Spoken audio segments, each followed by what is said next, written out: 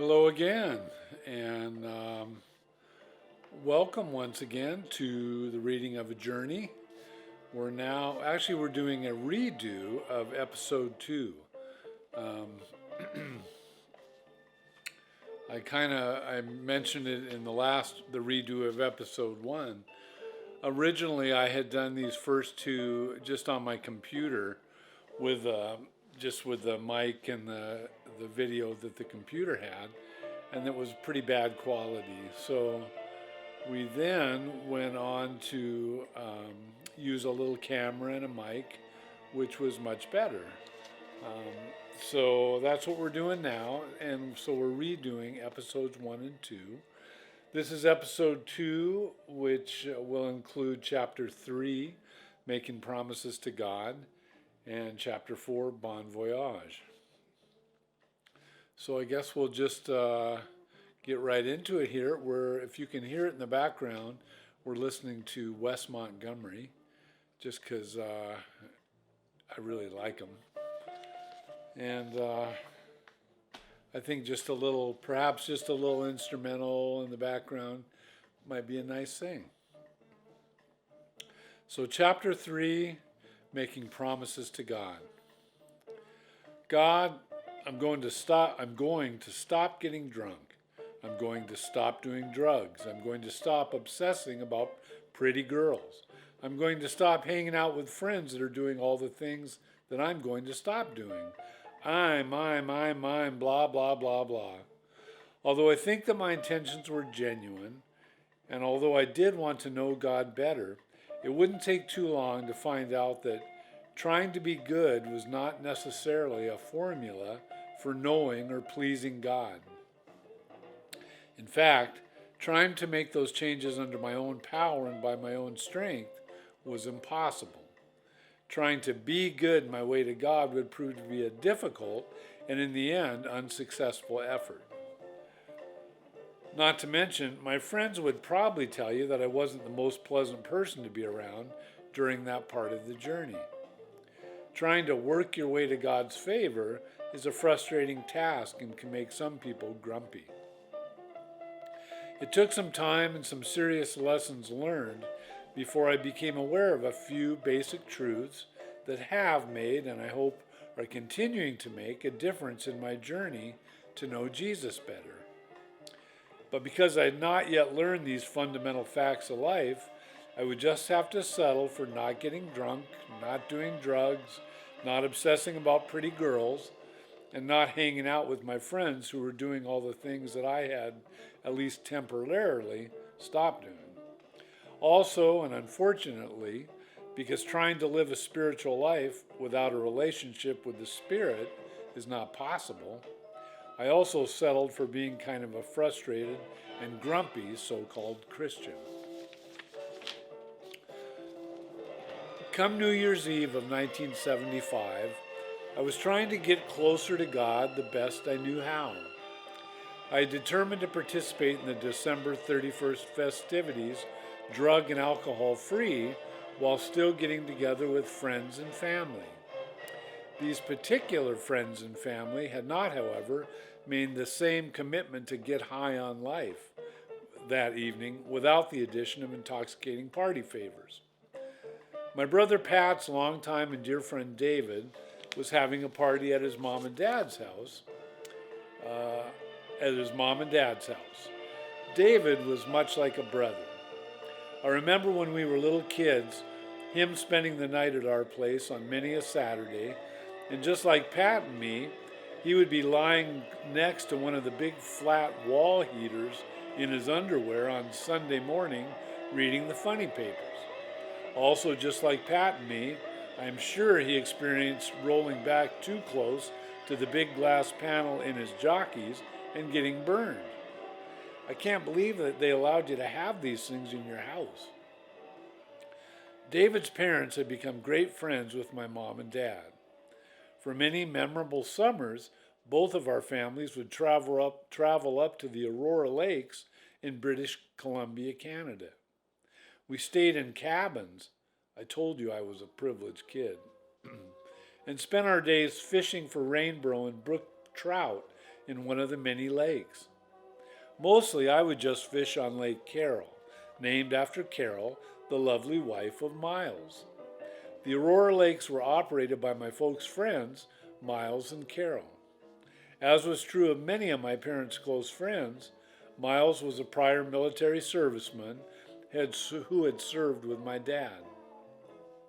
Here we were swimming and fishing in beautiful Canadian lakes and even sometimes catching big trout.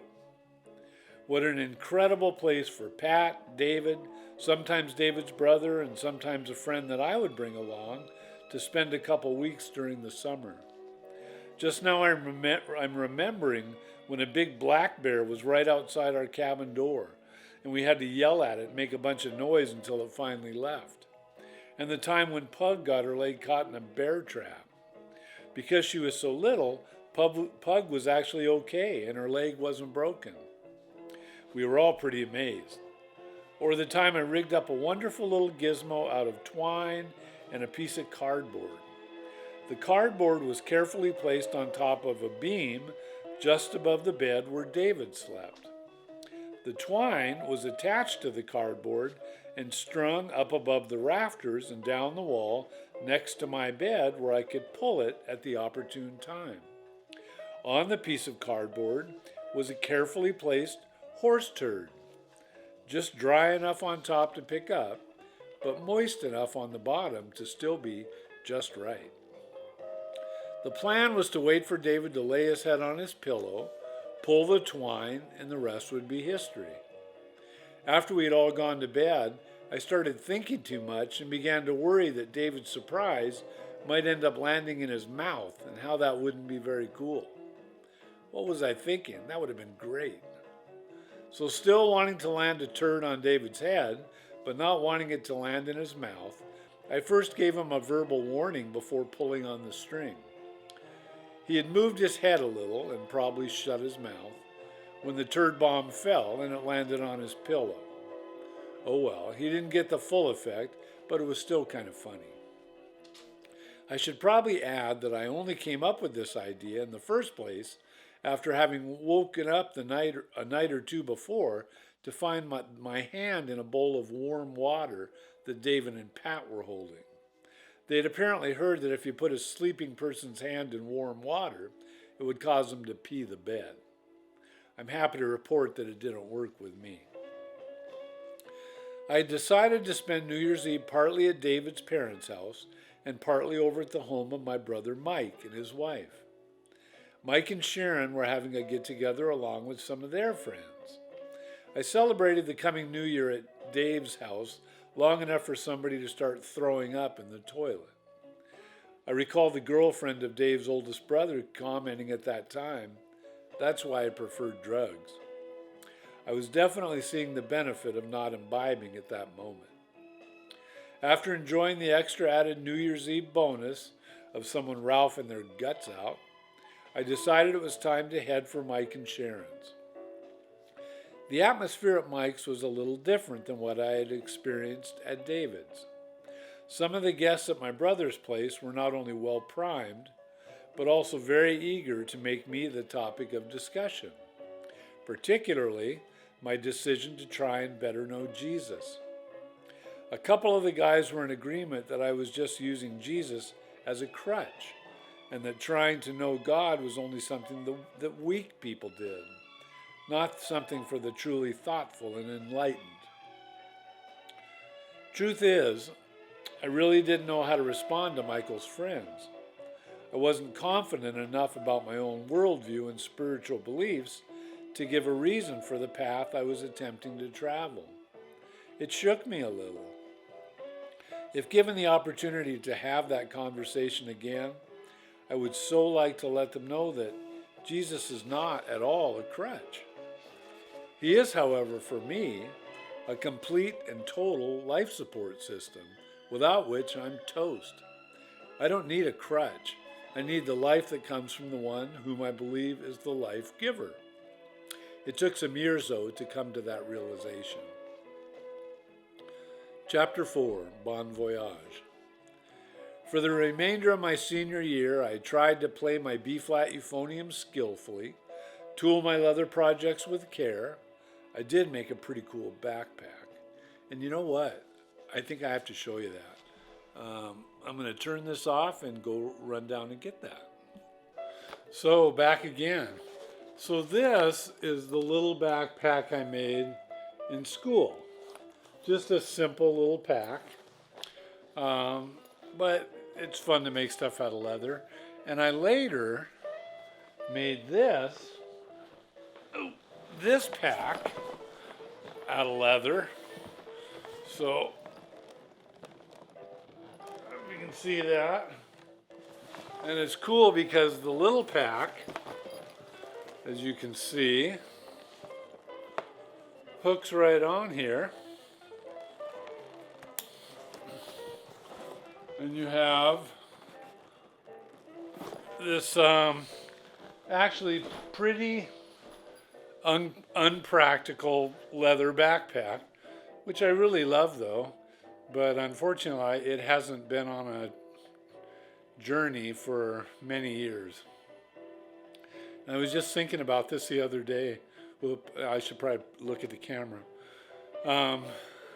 It's probably time that it took a trip somewhere. So we'll see how that goes. So anyway, we are now, Bon Voyage, chapter 4. And then came summer, and it was time to head for Europe with people to people. Before we journey on to talking about the trip, I would like to mention that there really did seem to be a movement in the 60s and 70s taking place where people, many people, were seeking to be part of something greater than themselves, seeking to have a deeper relationship with God. Although what was called the Jesus movement was primarily known as a late 60s or early 70s phenomenon, even in 1975, I believe we were fortunate enough to still be experiencing a little breeze from the spiritual wind that had been blowing. Like many and perhaps most graduating classes, we had both a baccalaureate service and a graduation program. I guess it was customary at the baccalaureate service for the graduates to sing a song together.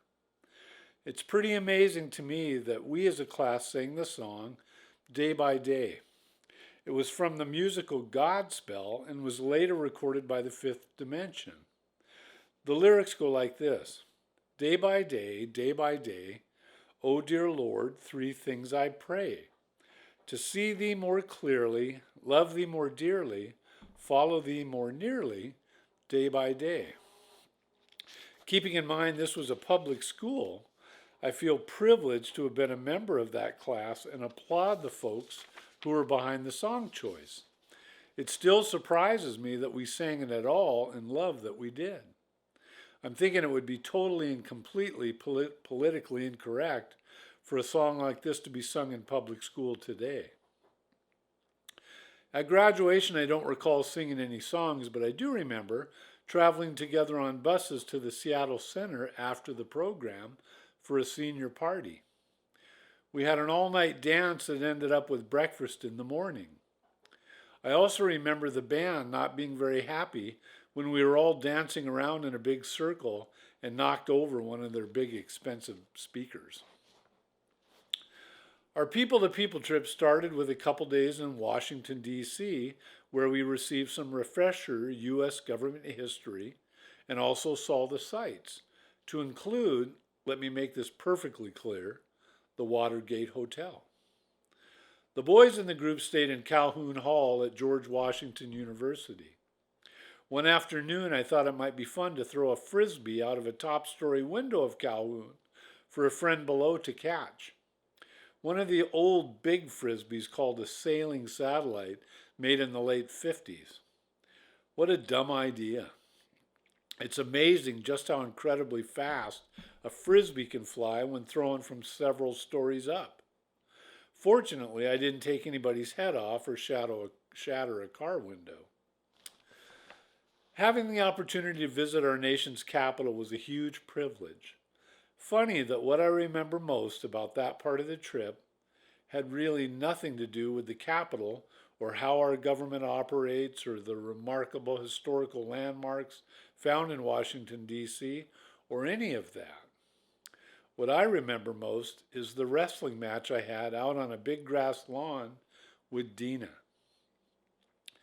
Dear Dina was a beautiful young lady and girlfriend to my longtime neighborhood buddy, Mike. It was to be my responsibility to keep an eye on Dina during the trip. Lovely Dina was a little feisty and she liked to wrestle. A beautiful girl in a tank top that likes to wrestle. Oh my. Things never went further than a wrestling match, but I must admit that the whole concept of not obsessing over pretty girls was definitely being challenged. And I must also say that there's a typo here that I so regret. Dear lovely Dina was not wearing a tank top. She was actually wearing a halter top, and there is a difference. Our trip to Europe included enjoying the hospitality of homestays, which just meant that we lived together with families in some of the countries we visited. The group's homestays were in Holland, Denmark, and England.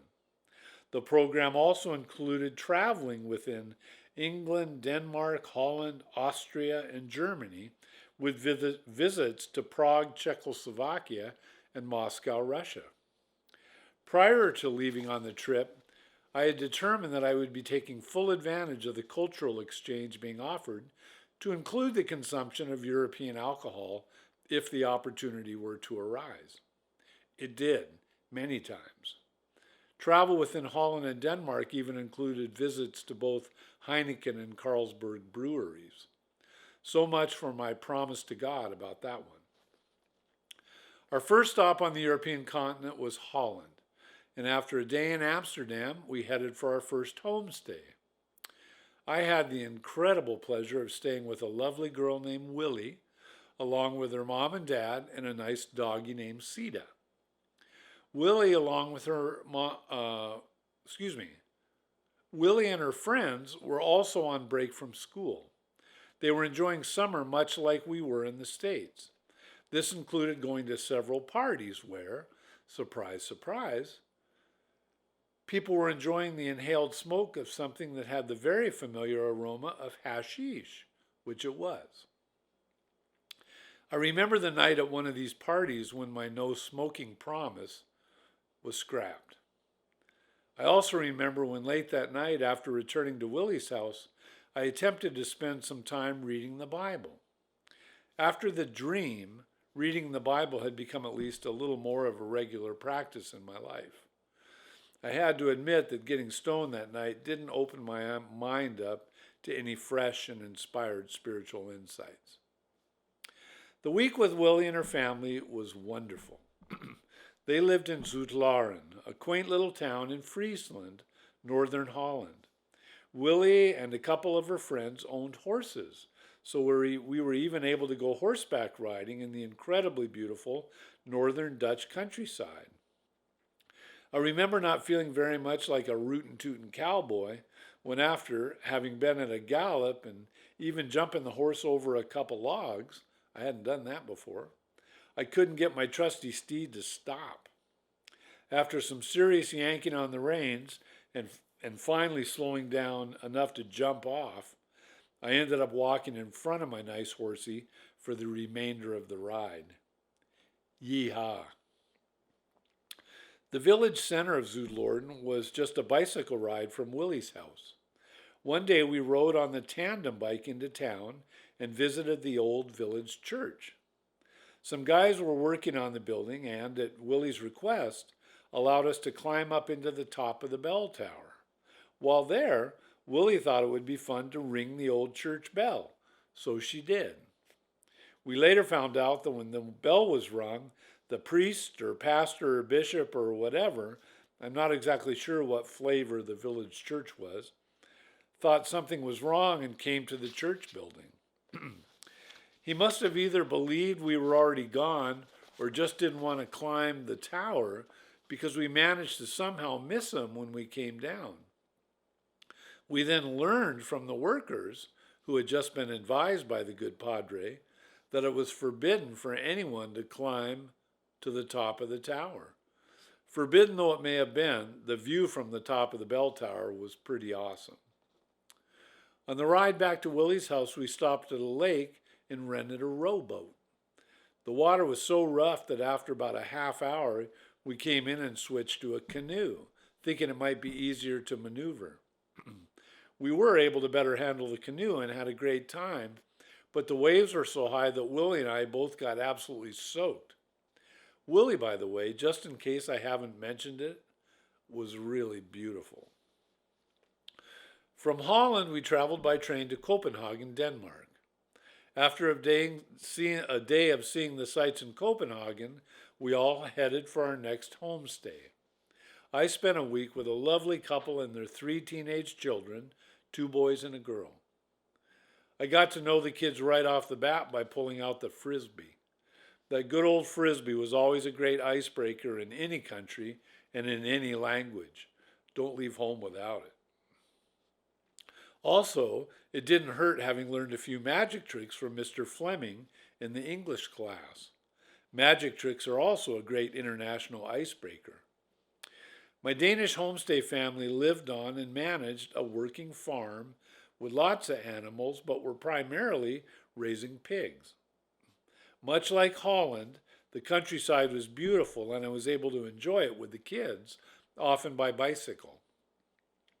On one occasion, the whole family went to the beach for a swim. I swam to a rock offshore where I could climb out of the water and up onto the rock. I was a little surprised when a beautiful girl with no top on also swam out and joined me for a short time next to the rock. We exchanged pleasant greetings, and she swam away as quickly as she had come. I don't believe I ever did see this young lady's legs, and remember thinking that she was perhaps a mermaid, like the Little Mermaid in Copenhagen. My journal for that day reads, "Some of the women around here don't believe in wearing tops to the beach. It was a little different. I'm not complaining, however." While in Denmark, I learned from my homestay family that because I was the youngest child in my house, that made me the raisin in the sausage.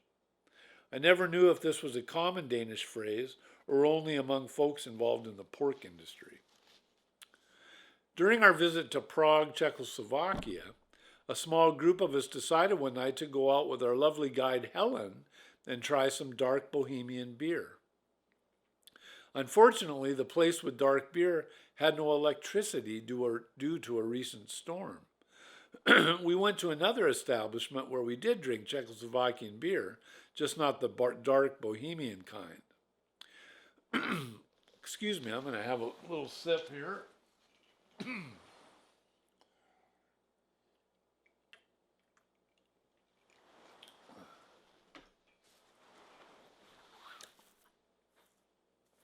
Okay.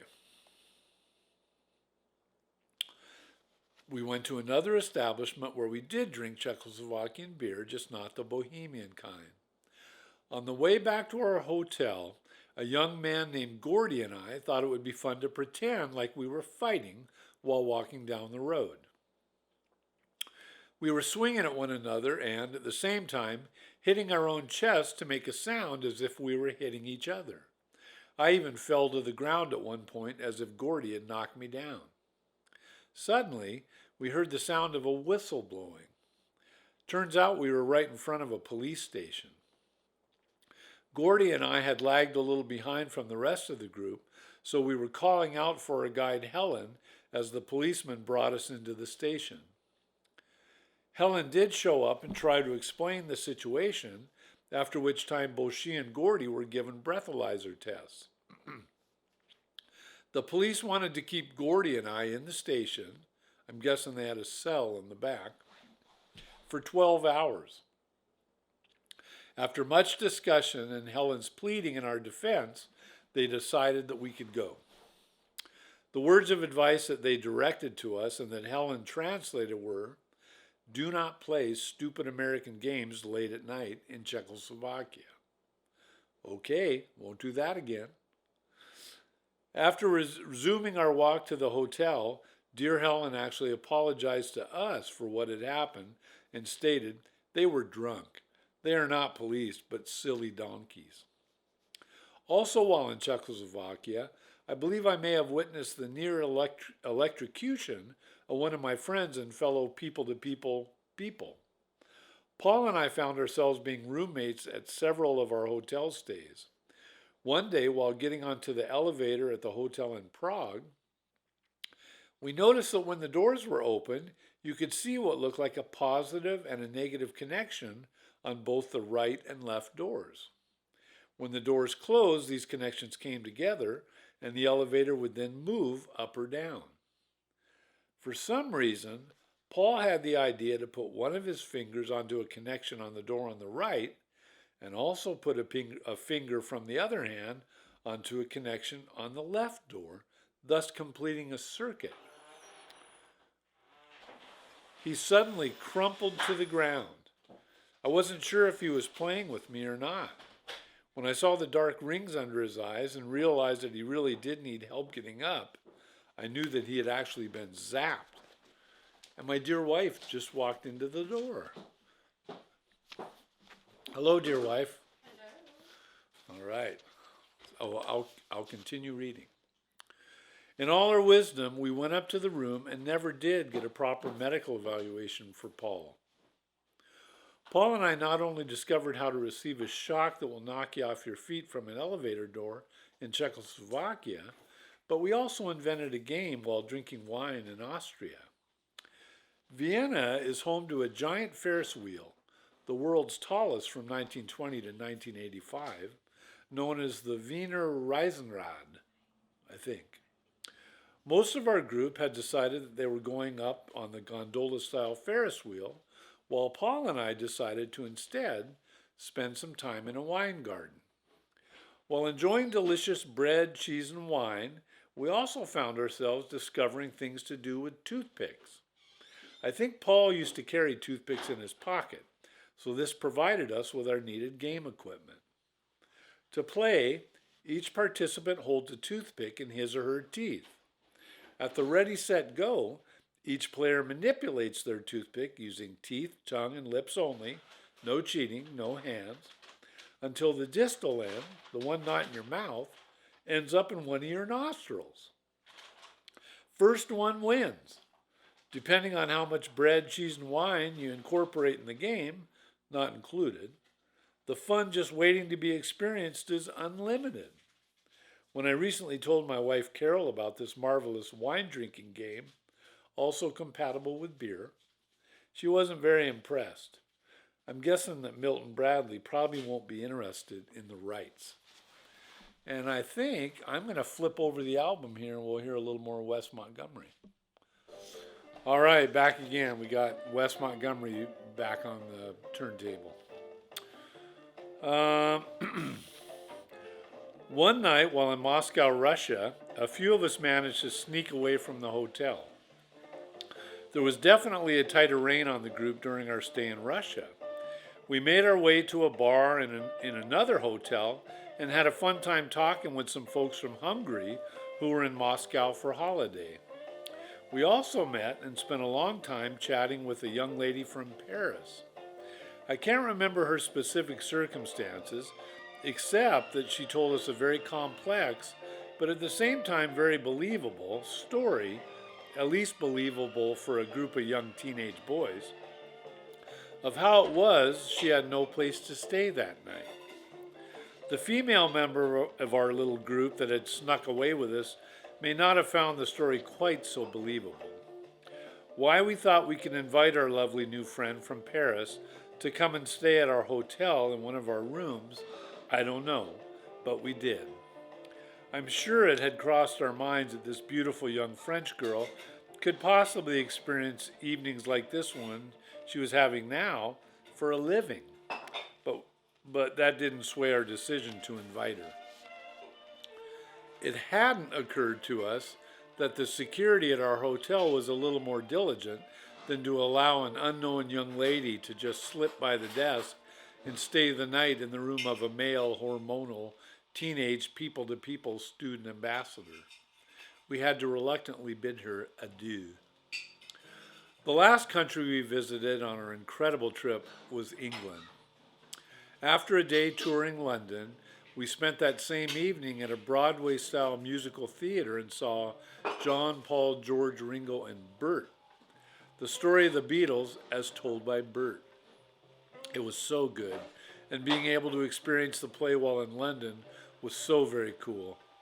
The next day, we were en route to our final homestays. I was incredibly fortunate to be able to spend the week with our cousins on my mother's side that lived in Congressbury, Somerset, not too far from Bristol. My brother Pat had also had the privilege and pleasure of staying with our relatives while he was in England on his people-to-people trip.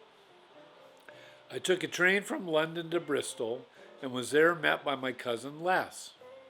Les is actually the husband of Em, who is originally from Ireland and a cousin to my mom. The next week was full of wonderful stories about my grandma Bessie, sightseeing all over that part of England to include Bath and Cheddar, and also a trip north to Shropshire and the town of Bridge North, where more family lived. I had a marvelous time. One memory that stands out in my mind is the evening that Les, Em, their daughter Pat, her boyfriend Ken, and Kevin, a friend of Ken's, all went to the Cadbury Country Club, where we were planning to have a bite to eat and swim in the indoor pool. We got to the club. However, Les and I were turned away because we weren't wearing a dress jacket. Both tie and jacket were required to enter. After a quick trip back to the house, we returned with the appropriate apparel. When it came time to take a dip, Ken, Kevin, and I decided that it was such a formal establishment, it would only be fitting to also wear our neckties into the pool. While swimming and splashing and just having a good time, it was brought to our attention that two young ladies who were carefully paddling around the pool were in the entertainment industry, one performing on stage in theater and the other a TV personality. When we attempted to engage them in the festivities, they made it quite clear that they did not want to get their hair wet. We made quite certain that they did. Hooligans. By the time the people-to-people trip was over, I was no longer so worried about doing the right or not doing the wrong things. My promise didn't last long, and wasn't thinking much about the old man dream. I still knew, though, that something was not right. My spiritual life was definitely not what it should or could be. I'm glad when looking back in my journal from the summer of 1975 that although most of what I read is about a wholehearted effort to have fun, there are some entries that simply say thank you to God. That young man writing in his journal, although certainly not participating in an intimate relationship with Jesus, did at least have some sense of the incredible blessings that he had been and was being given. So that concludes chapter 4. And if you were to look to search it out, chapter 5, Wanderlust, is already available on YouTube. And also, if you're ever interested, there's a website for the book that tells a little bit about it. There's a little blog sort of thing on there too, and that's www.ajourneythebook.com. Once again, thanks so much for your time, and all the very best to you. Adios.